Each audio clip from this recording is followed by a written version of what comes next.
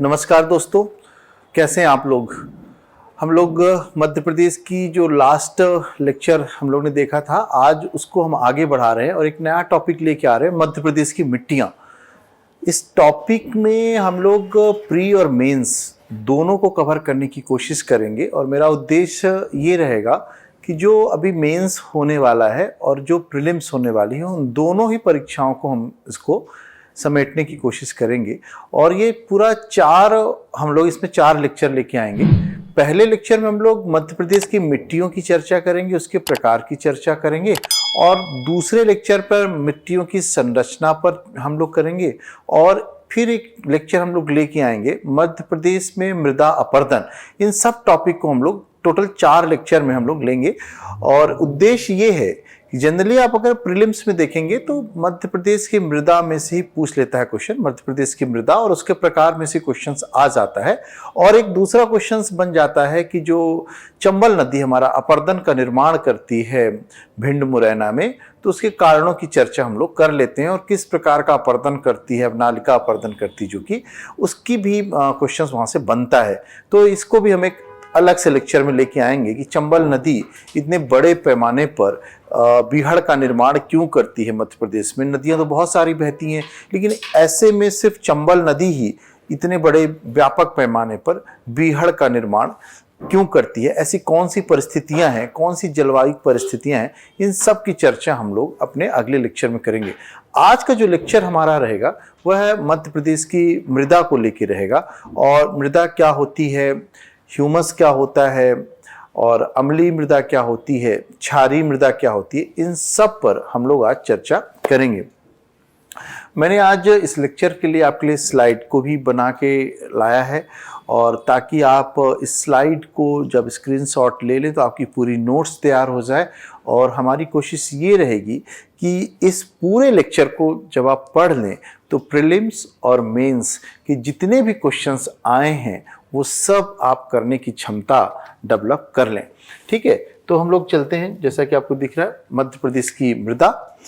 मृदा की परिभाषा क्या है आपको पता है, पृथ्वी की सतह पर, है ना, पृथ्वी की सतह पर जो असंगठित पदार्थों का एक समूह होता है जिसके माध्यम से खनिजों, जिसमें खनिज व आवश्यक लवण पाए जाते हैं, वनस्पतियों तथा जीवों के विकास के लिए उसको हम मृदा कहते हैं। फिर से रिपीट करते हैं, पृथ्वी की सतह की ऊपरी परत जो पौधों की वृद्धि और विकास के लिए आवश्यक जीवांश व खनिज प्रदान करती है, उसको हम लोग मृदा कहते हैं। ये लैटिन भाषा के सोलम शब्द से बना है जिसका अर्थ होता है फर्श। मृदा का महत्व इतना ज्यादा होता है कि किसी भी राज्य की समृद्धि इस बात पर निर्भर करती है कि वहां पर जो मृदा पाई जाती है उसका नेचर क्या है। अगर किसी भी राज्य में पाई जाने वाली मृदा उपजाऊ है तो वह राज्य जो है अपने आप आर्थिक रूप से संपन्न हो जाता है। लेकिन यदि उस राज्य की पाई जाने वाली मृदा, उस राज्य में जो मृदा पाई जाती है वह अनुपजाऊ है या कम उपजाऊ है, तो निश्चित रूप से उस राज्य की विकास की जो मात्रा है, गति है, वह कम होती है। और इसीलिए मृदा को संरक्षण किया जाता है। मृदा को माना जाता है कि यह विकास का आधारभूत स्तंभ है और इसको बचाने की हमें कोशिश भी करते रहना चाहिए। जैसा कि हमने कहा कि मृदा मध्य प्रदेश में मुख्य रूप से 5 प्रकार की पाई जाएगी, हम लोग अभी देखने वाले हैं। सबसे ज़्यादा मृदा जो है मध्य प्रदेश में काली मृदा पाई जाती है। इसके बाद दूसरी मृदा जो आती है वो आती है लाल पीली, और तीसरी मृदा जो आएगी हम लोग को मिश्रित मृदा के रूप में हम देखेंगे उसको। इसके बाद जितनी भी मृदा पाई जाएंगी यहाँ पर जलोढ़ मृदा या लेटेराइट मृदा, ये सब बहुत कम मात्रा में पाई जाती है। मुख्य रूप से हम मृदा को मध्य प्रदेश में देखेंगे, 5 प्रकार की मृदा यहाँ पर हमको देखने को मिलेंगी। इसके पहले हम लोग आपको ये भी बता दें कि जो मृदा है, ये एक स्लाइड हमने बनाई है मृदा के लिए। देखिए, ब्लैक सॉयल, रेड सॉयल, इसके बाद मिक्स सॉयल और एलुवियल सॉयल और लेटेराइट सॉयल। ठीक है, मृदा 2 प्रकार की होती है सामान्यतः, अम्लीय मृदा होती है और क्षारीय मृदा होती है। अम्लीय मृदा कौन सी मृदा होती है? जिसका पीएच मान 7 से कम होता है। ये ध्यान रखिएगा, अम्लीय मृदा ऐसी मृदा को कहते हैं जिसका पीएच मान 7 से कम होता है, और क्षारीय मृदा उस मृदा को कहते हैं जिस मृदा का पीएच मान 7 से अधिक होता है। ठीक है, और ये जो अधिक वर्षा वाले क्षेत्र होते हैं, अधिक वर्षा होने के कारण उस मृदा का जो आप देखिए कैल्शियम और मैग्नीशियम जो है पानी में बह जाते हैं और इस मृदा में इसकी कमी हो जाती है, और जिसके कारण से हाइड्रोजन आयनों की सांद्रता ऐसी मृदा में क्या पाई जाती है, अधिक पाई जाती है, और यह मृदा जो है अनुपजाऊ होती है। इसको उपजाऊ बनाने के लिए हम लोग चूना का प्रयोग करते हैं। ये परीक्षा में बड़े प्रीलिम्स और मेंस दोनों में पूछ सकता है आपसे कि अम्लीय मृदा से आप क्या समझते हैं। तो इसकी 2-3 विशेषताएं हमको देखने को मिल गई। अधिक वर्षा होनी चाहिए, जब अधिक वर्षा होगी तो इसके जो कैल्शियम मैग्नीशियम के तत्व हैं बह जाएंगे, तो अब इस मृदा में क्या हो जाएगा, कैल्शियम और मैग्नीशियम की कमी पाई जाएगी। इस मृदा में हाइड्रोजन आयनों की सांद्रता बढ़ जाएगी, और इसका पीएच मान जो है 7 से क्या हो जाएगा, देखिए जरा, पीएच मान 7 से कम हो जाएगा, और ऐसी मृदा अनुपजाऊ मृदा हो जाती है। और इस मृदा को उपजाऊ बनाने के लिए किसका प्रयोग किया जाता है, चूने का प्रयोग किया जाता है। दूसरी मृदा को देखते हैं। दूसरी मृदा को हम लोग क्षारीय मृदा के रूप में देखेंगे।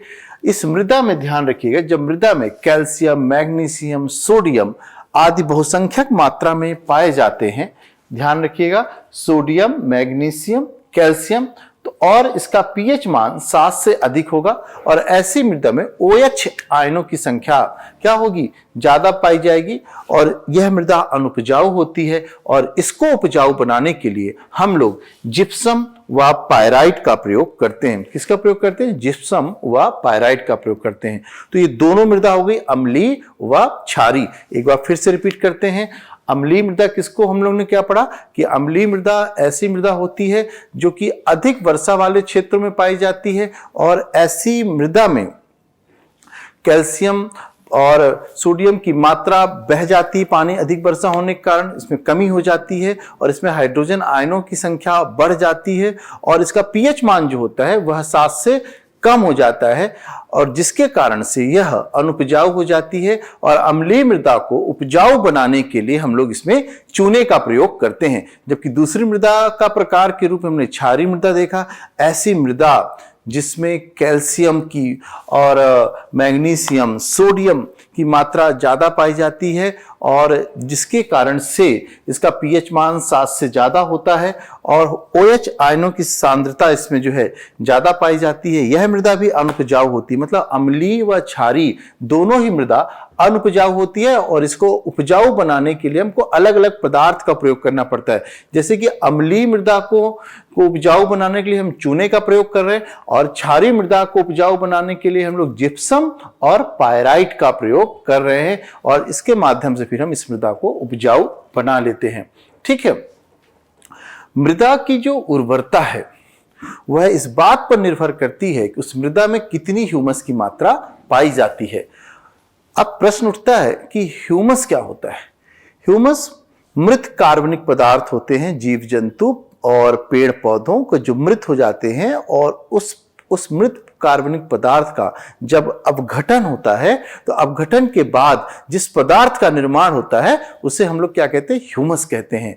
और ये ह्यूमस गहरे भूरे रंग का या काले रंग का होता है, और जिस मृदा में जितना ह्यूमस पाया जाएगा वह मृदा उतनी उपजाऊ होती है। यहाँ पे आज एक कॉन्सेप्ट समझते हैं हम लोग, उष्णकटिबंधीय जलवायु में, है ना। उष्णकटिबंधीय जलवायु मतलब 23 डिग्री नॉर्थ से लेके 23 डिग्री साउथ तक, 23.5 डिग्री नॉर्थ से 23.5 डिग्री साउथ तक की जो मृदा होती है, यहां पर चूंकि तापमान बहुत ज्यादा होता है, और तापमान ज्यादा होने के कारण बैक्टीरिया बहुत ज्यादा जन्म होते हैं, इसीलिए बैक्टीरिया जो होते हैं ह्यूमस को खा लेते हैं, और यही कारण है कि उष्णकटिबंधीय क्षेत्रों में जो मृदा पाई जाती है उसमें ह्यूमस की मात्रा जो है कम पाई जाती है। जबकि अगर हम टेम्परेट क्लाइमेट में चलें, शीतोष्णकटिबंधीय जलवायु में चलें, तो वहां चूंकि मौसम तापमान कम पाया जाता है, तापमान कम होने के कारण बैक्टीरिया जनन कम होता है, बैक्टीरिया कम पैदा होते हैं, और इन कम बैक्टीरिया पैदा होने के कारण वहां की मृदा में जो है ह्यूमस की मात्रा ज्यादा पाई जाती है। और यही कारण है कि टेम्परेट क्लाइमेट में जो मृदा होती है उसकी उत्पादन क्षमता उष्णकटिबंधीय जलवायु की अपेक्षा ज्यादा होती है। ठीक है, तो हम लोग ह्यूमस को समझ गए, ह्यूमस क्या होता है। अब देखते हैं कि हम लोगों ने एक यहाँ पे फिगर लिया है जलोढ़ मृदा को। क्या है जलोढ़ मृदा, हमने इसको पूरा बांटा हुआ है। देखिए काली मृदा का क्षेत्र है और इसके बाद देखिए ये लाल पीली मृदा का है, इसके बाद ये मिश्रित मृदा का है और ये लेटेराइट छोटा सा पार्ट और ये जलोढ़। मुख्य रूप से मध्य प्रदेश में 5 प्रकार की मृदा हमको देखने को मिलती है। इसी जलोढ़ मृदा वाले क्षेत्र में हम लोगों को कछारी मृदा भी देखने को मिल जाएगी। कछारी मृदा क्या होगी, अभी जब हम चर्चा करेंगे हम इसके बारे में भी आपको चलते जाएंगे। अब हमने यहां पर आप देखिएगा हमने साधारण, गहरी और छिछली काली मृदा के रूप में इसको लिखा हुआ है।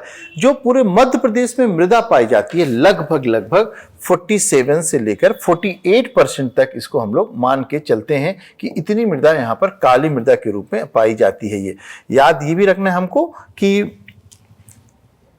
48% तक मृदा है।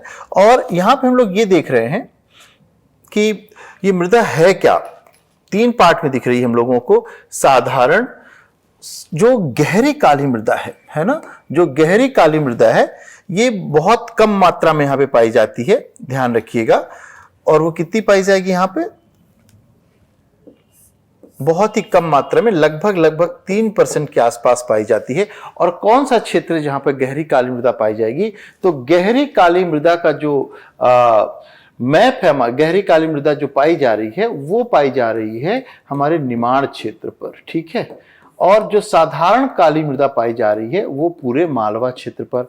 और जो हमारा इसको भी देखिएगा, जो छिछली काली मृदा पाई जा रही है वो कहां पाई जा रही है, सतपुड़ा के पहाड़ी क्षेत्रों में ये मृदा हमको देखने को मिलने वाली है।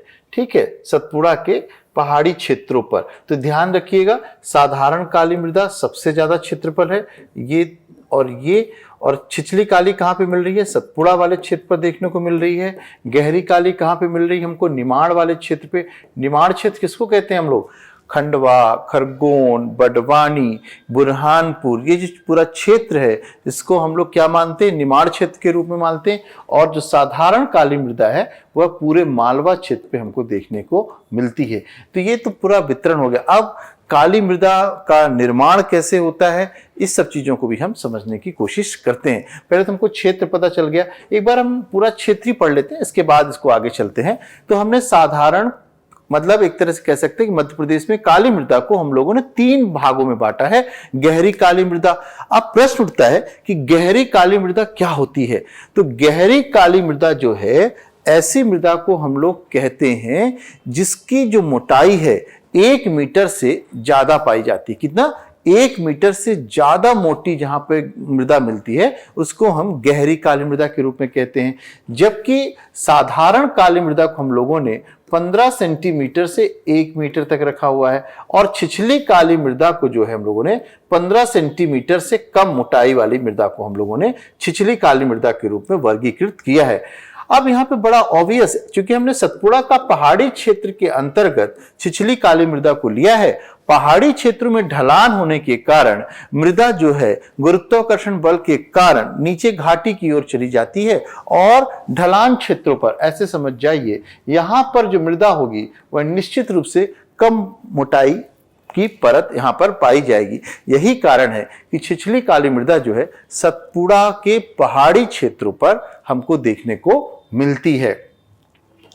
इसके बाद आते हैं, पहले हम लोग क्षेत्र समझ लेते हैं, फिर हर एक मृदा को हम लोग डिटेल में पढ़ाई करेंगे। अब हम मिश्रित मृदा को देख लेते हैं। तो मिश्रित मृदा में हम 3 मृदा को देख रहे हैं। देखिए मिश्रित मृदा को हम लोग पूरे बुंदेलखंड वाले क्षेत्र को हमने इसमें लिया हुआ है, और लाल, ठीक है, पीली व काली मृदा, जब ये तीनों प्रकार की मृदा को मिला देते हैं तो हमें मिश्रित मृदा देखने को मिलती है। इसके बाद हम लोग ये देख रहे हैं लाल पीली मृदा जो है मध्य प्रदेश में सेकंड लार्जेस्ट, जो है सबसे ज्यादा मृदा पाई जाती है वह लाल पीली मृदा है। इसका सबसे संकेंद्रण जो है मध्य प्रदेश के पूर्वी क्षेत्रों पर पाया गया है। और ये भी हमको ध्यान रखना पड़ेगा, ये पूरा क्षेत्र जो है 150 सेंटीमीटर से अधिक वर्षा वाला क्षेत्र है। लाल पीली मिट्टी 150 सेंटीमीटर तक वर्षा, इन दोनों क्षेत्रों ने, इन दोनों विशेषताओं ने, कौन सी विशेषता, लाल पीली मिट्टी और 150 सेंटीमीटर की वर्षा, धान की खेती को आकर्षित किया है। और यही कारण है कि बघेलखंड जो है, पूरा मध्य प्रदेश का पूर्वी क्षेत्र अगर हम लें, यहां से देखें, अगर हम ये छिंदवाड़ा, बैतूल, मंडला से होते हुए अगर हम देखें तो ये पूरा का पूरा रीवा सीधी वाला बेल्ट है, ये शहडोल अनूपपुर का बेल्ट धान की खेती के लिए जाना जाता है। ठीक है। लेटराइट मृदा जो है, लेटराइट मृदा मध्य प्रदेश में बालाघाट, सिवनी, छिंदवाड़ा में मुख्य रूप से पाया गई है। यह मृदा ऐसे क्षेत्रों पे पाई जाती है जहां पर एकांतर क्रम में अत्यधिक वर्षा व अत्यधिक तापमान देखने को मिलता है। और सामान्यतः लेटराइट मृदा जो होती है पठारी क्षेत्रों पर पाई जाती है। इसके बाद जलोढ़ मृदा को देख लेते हैं। सॉरी।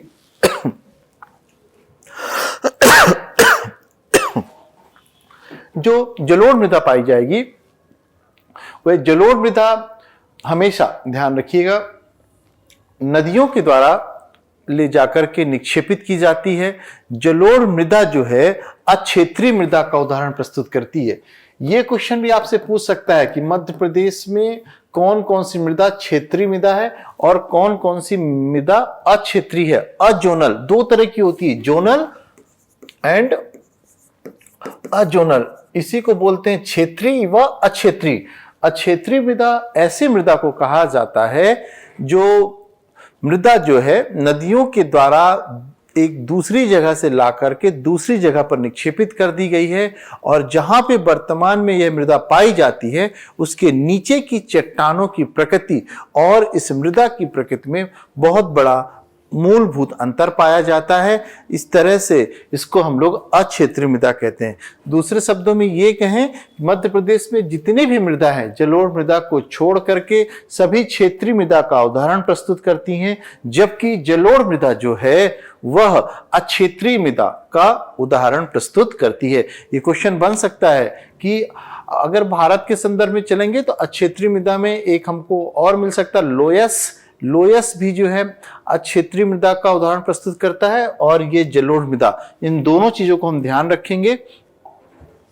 ठीक है। तो ये हमारा एक वर्गीकरण हो गया है जिसको हम समझ गए हैं कि कौन जलोढ़ मृदा कहाँ पे पाई जा रही है। पूरा उत्तरी ग्रिड अगर आप देखो तो यहाँ से कैसे चलेगा हमारा, श्योपुर, भिंड, मुरैना, इसके बाद ये शिवपुरी आ जाएगा, यहाँ पर ये दतिया वाला क्षेत्र हो जाएगा। ये पूरा का पूरा बेल्ट जहां जहां चंबल नदी जा रही है हमको जलोढ़ मृदा देखने को मिल रही है। तो ये अभी तो हमने सिर्फ एक अपने दिमाग में मृदा का डिस्ट्रीब्यूशन समझ लिया कि कहां पर कौन सी मृदा मध्य प्रदेश में पाई जा रही है। अब हम एक एक मृदा का वर्गीकरण करते चलते हैं। देखिए, काली मृदा के बारे में पढ़ लेते हैं। काली मृदा मुख्य रूप से उन्हीं क्षेत्रों में पाई जाएगी जहां पर बेसाल्ट लावा पाया गया है। बेसाल्ट लावा का जब अपक्षय व अपर्दन होता है तो काली मृदा का निर्माण होता है। बिल्कुल दिमाग में रखिएगा कि काली मृदा उन्हीं क्षेत्रों में पाई जाएगी जहां पर बेसाल्ट लावा पाया जाता है, और बेसाल्ट लावा के निक्षेपण व अपर्दन के कारण इस ब्लैक सॉइल का फॉर्मेशन होता है। अब समझने की बात यह है कि जो क्रिटेशियस काल में ये काली मृदा बेसाल्ट लावा कब निकला पृथ्वी में, कब इसका ओरिजिनेशन हुआ, इरप्शन हुआ, तो क्रिटेशियस काल में इसका उत्पत्ति मानी जाती है। सामान्यतः बच्चों हम लोगों को ज्योग्राफी जब पढ़ते हैं तो ये क्रिटेशियस काल हो, ये जितने भी काल आते हैं हमें बड़ा कंफ्यूज करते हैं, हमें याद नहीं होता है। और मैं एक इस पे भी वीडियो लेके आऊंगा आपके लिए कि कैसे पूरे अर्थ का एक कालक्रम हम इसको समझ सकें, उसका सीक्वेंस, उसको कैसे समझा जा सकता है, उस पर भी मैं चर्चा करूंगा आपसे अगले किसी वीडियो पर, अभी तो नहीं। पर यहाँ पे हमको जब भी हम मेंस लिख रहे हैं, एग्जामिनर आपसे चाहेगा कि आप ये जो क्रिटेशियस काल वर्ड हमने यूज किया है, इस शब्द के बारे में आप जरूर वहां पे चर्चा करें। इस शब्द के बारे में चर्चा जरूर करें, वो आपसे चाहेगा। देखिए 48% पर पाई गई है। और इस मृदा की सबसे बड़ी विशेषता क्या है, इस मृदा में नमी धारण करने की क्षमता होती है और यह मृदा सूखने पर इसमें दरार पड़ जाती है। काली मृदा के बारे में चर्चा कर रहे हैं हम लोग। और इस मृदा को बहुत सारे नाम से जानते हैं, जैसे कि इसको हम कपासी मृदा के नाम से जानते हैं, इसी को हम लोग चारनोजम के नाम से जानते हैं। और यह मृदा जो है अत्यधिक कैसी होती है, उत्पादनशील मृदा होती है। इसको स्वजुताई वाली मृदा के नाम से भी हम लोग जानते हैं। और मध्य प्रदेश में इस जहां ये मृदा है वहां पर कृषि का बड़े पैमाने पर विकास हुआ है। इस मृदा ने सोयाबीन, गेहूं, चना, कपास जैसी फसलों को बहुत ज्यादा प्रोत्साहित किया है। और इसी कारण से मालवा जो है एक तरह से कृषि के बेल्ट के रूप में मध्य प्रदेश के उभरा हुआ है।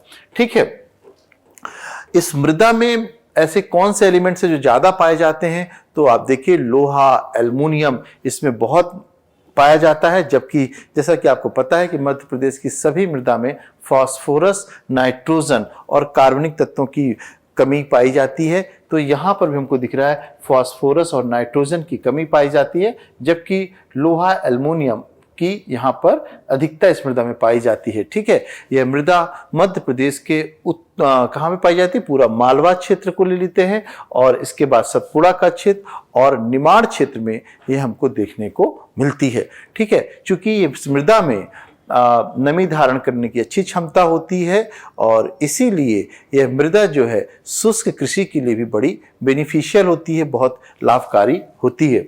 ठीक है, आगे चलते हैं हम लोग। मैंने आपको बता ही दिया है सब, इसको हम रेंगुर मृदा के नाम से भी जानते हैं, दिमाग में रखिएगा। ठीक है, चलिए हम लोग दूसरे में आते हैं, लाल पीली मृदा के रूप में आते हैं। लाल पीली मृदा क्या होती है, मैंने कहा कि लाल पीली मृदा कहाँ पाई जाने वाली है और लाल और पीली मृदा में कौन सी मृदा ऊपर पाई जाएगी, कौन से नीचे, इसको भी समझते हैं। लाल पीली मृदा मध्य प्रदेश के पूर्वी क्षेत्र में है ना, पूर्वी क्षेत्र में उत्तर पूर्व से लेकर के दक्षिण पूर्व तक एक पूरा बेल्ट हमको देखने को मिलता है। इनफैक्ट अगर हम लोग कहें तो हम इसको पन्ना से लेकर के अगर नीचे तक आए तो बैतूल तक अगर हम एक लाइन खींच दें, है ना, कहां से लेकर के, पन्ना से लेकर बैतूल तक, उसका जो पूर्वी हिस्सा है वह पूरा हमको लाल पीली मृदा के बेल्ट के रूप में देखने को मिलता है। मध्य प्रदेश में दूसरी सबसे बड़ी, सबसे ज्यादा क्षेत्र पर पाई जाने वाली मृदा है। लगभग 33% क्षेत्र पर यह मृदा पाई जाती है। ठीक है, इसका स्थानीय नाम क्या है, इसको चलका व डोरसा के नाम से भी जानते हैं। देखिए मध्य प्रदेश पीएससी यहां से क्वेश्चन बना सकती है कि चलका व डोरसा किसका दूसरा नाम है, तो याद रखिएगा लाल पीली मृदा को हम लोग चलका व डोरसा के नाम से जानते हैं। ये पूरा जो कंसंट्रेशन हमको दिखना रहा है 33% क्षेत्र विस्तारित है और इसका लाल रंग क्या है, लोहे के ऑक्सीकरण के कारण, है ना, जो लोहा एलिमेंट पाया जाता है उसके ऑक्सीकरण जब होता है तब हमको लाल रंग हो जाता है। और जब यही लोहे के कण का जल वियोजन होता है, हाइड्रोलिसिस होता है, पीला रंग जो पाया जाता है, फेरिक ऑक्साइड का जल वियोजन अपघटन होता है, तो इसके कारण से यह हमको पीला रंग देखने को मिलता है।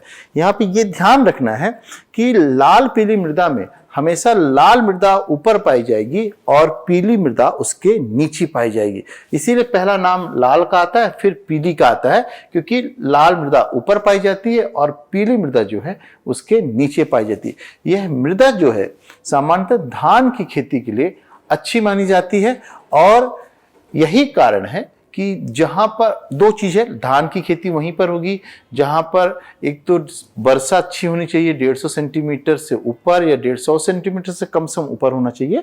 100 से जितनी ज्यादा होगी धान की खेती के उपयुक्त होगा। और दूसरी बात, लाल पीली मृदा जो है और दोनों ने मिलाकर के मध्य प्रदेश के पूर्वी क्षेत्र को एक धान के बेल्ट के रूप में विकसित कर दिया है। ठीक है, इसके बाद आते हैं मिश्रित मृदा।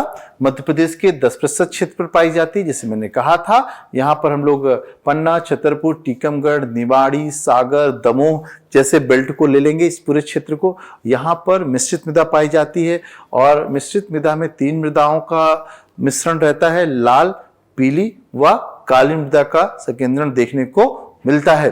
और यही कारण है कि बुंदेलखंड के कुछ क्षेत्रों पर जहां पर काली मृदा पाई गई है वहां पर मूंगफली की भी खेती होती है। और इसके अलावा जो है, ठीक है, ध्यान रखिएगा, और इसमें नाइट्रोजन, फास्फोरस, पोटेशियम की कमी इसमें भी पाई जाती है। पीछे की मृदा भी देखते हम आए हैं, उन मृदा में भी नाइट्रोजन, फास्फोरस, पोटेशियम की कमी थी और इस मृदा में भी हमको कमी देखने को मिल रही है। सबसे अच्छा ये जो फसल होती है, जो मृदा होती है, मोटे अनाज के लिए उपयुक्त मानी जाती है। ठीक है, मोटे अनाज के लिए बहुत अच्छी मानी जाती है। इसके अलावा अगर मिश्रित मृदा के क्षेत्र में सिंचाई का विस्तार हो गया है तो ये जो मृदा होगी निश्चित रूप से यहां पर भी गेहूं व धान की खेती भी पैदा की जा सकती है। चूंकि बुंदेलखंड में केन व बेतवा नदी मुख्य रूप से बहती है और इन नदियों पर बड़े पैमाने पर कैनाल या नहर का विस्तार किया गया है और इसके कारण से जहां जहां अब नहरी सिंचाई का विकास हो गया है वहां पर वर्तमान में गेहूं की खेती भी, गेहूं व चना की खेती भी बड़े पैमाने पर ली जाने लगी है। ठीक है, इसके बाद आते हैं नेक्स्ट में हम लोग, और ये जलोढ़ मृदा, इसको समझ जाते हैं। जो जलोढ़ मृदा है चंबल नदी के द्वारा मुख्य रूप से मध्य प्रदेश के उत्तरी क्षेत्र में निक्षेपित की गई है। जलोढ़ मृदा सर्वाधिक उपजाऊ मृदा के रूप में जानी जाती है।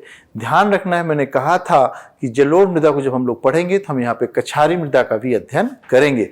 जलोढ़ मृदा और कछारी मृदा में दो चीज समझिएगा। एक अपन यहाँ पे फिगर ड्रॉ कर लेते हैं और उसके बाद करते हैं। अगर मान लीजिए कि ये कोई नदी बह रही है, ठीक है, और ये नदी का बेसिन क्षेत्र है, अपवाह क्षेत्र है, तो जो नदी बह रही है इसका जो ये जहां पर बलुआ पत्थर, ज्यादा कंकड़ पाए जा रहे हैं, जहां पर हम लोग तरबूज, खरबूज, ककड़ी आदि की खेती करते हैं, ऐसी जो मृदा होगी, ये क्या है, ये नदी बह रही है, बीच में नदी, मैं लिख देता हूं यहाँ पे, नदी का जो तट है उससे लगा हुआ एरिया में जो मृदा पाई जाएगी वह कछारी मृदा के रूप में होगी। और इसके बाद जो पाई जाएगी वह जलोढ़ मृदा होगी। जलोढ़ मृदा दो रूपों में पाई जाती है, खादर व बांगर। अगर हम जलोढ़ मृदा की मोटाई इतनी मान लें तो ये वाला पार्ट हमारा कहलाएगा खादर और पीछे वाला पार्ट होगा बांगर। मतलब क्या हो गया कि कछारी मृदा, खादर और बांगर, इसको तीनों को समझना है, ये तीनों क्या होती हैं। तो जलोढ़ मृदा के दो प्रकार मुख्य से होंगे। कछारी मृदा एक अपने प्रकार की होती है। कछारी मृदा ऐसी मृदा होती है जो कि नदियां जहां से बह रही होती हैं उसके तट से लगी हुए क्षेत्र पर, और इस कछारी मृदा में जो कण पाए जाते हैं मृदा के, उसमें बालू की प्रधानता ज्यादा होती है। और ऐसी मृदा जो है वह कौन से पौधे के लिए, जो जमीन में चलते हुए पौधे हैं, उन पौधों के लिए बड़ी उपयुक्त मानी जाती है। और यही कारण है कि नदियों के किनारे कछारी मृदा में भी हमको तरबूज, खरबूज, ककड़ी आदि की खेती देखने को मिलती है।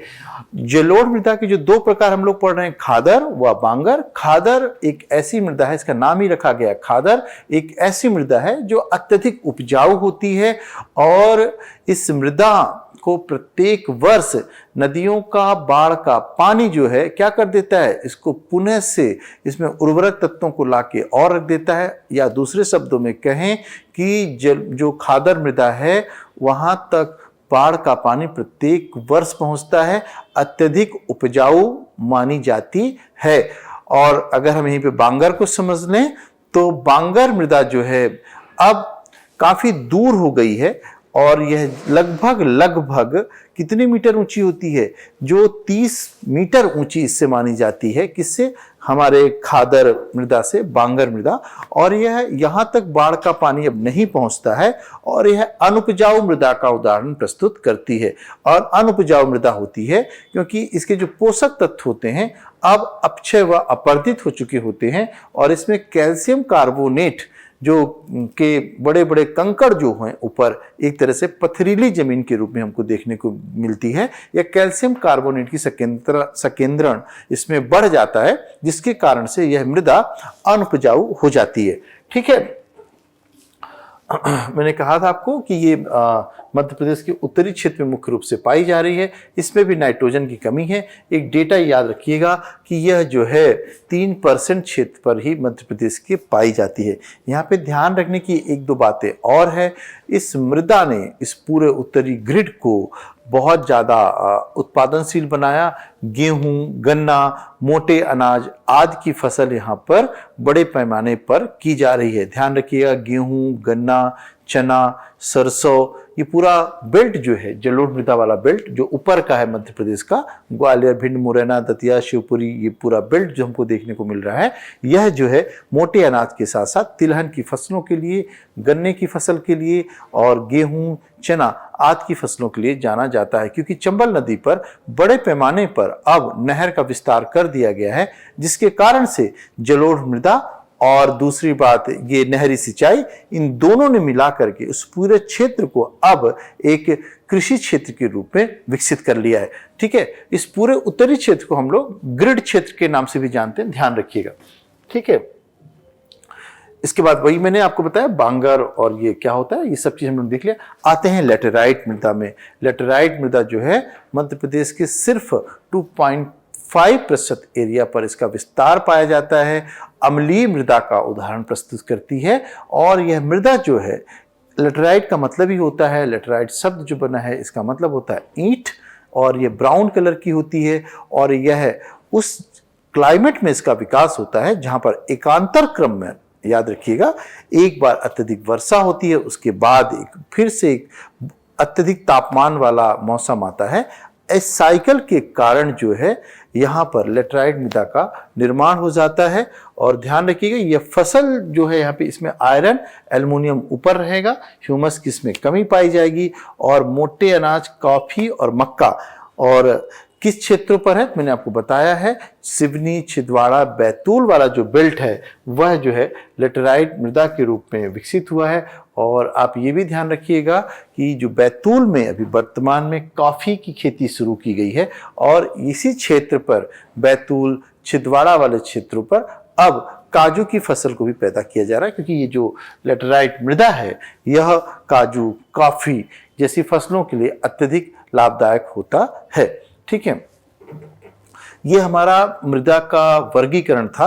और इसमें हम लोगों ने आज ये पढ़ लिया कि मध्य प्रदेश की मृदा, इसके प्रकार, और अम्लीय मृदा, क्षारीय मृदा, क्षेत्रीय मृदा क्या होती है, अक्षेत्रीय मृदा क्या होती है, इन सब के बारे में हमने चर्चा कर ली।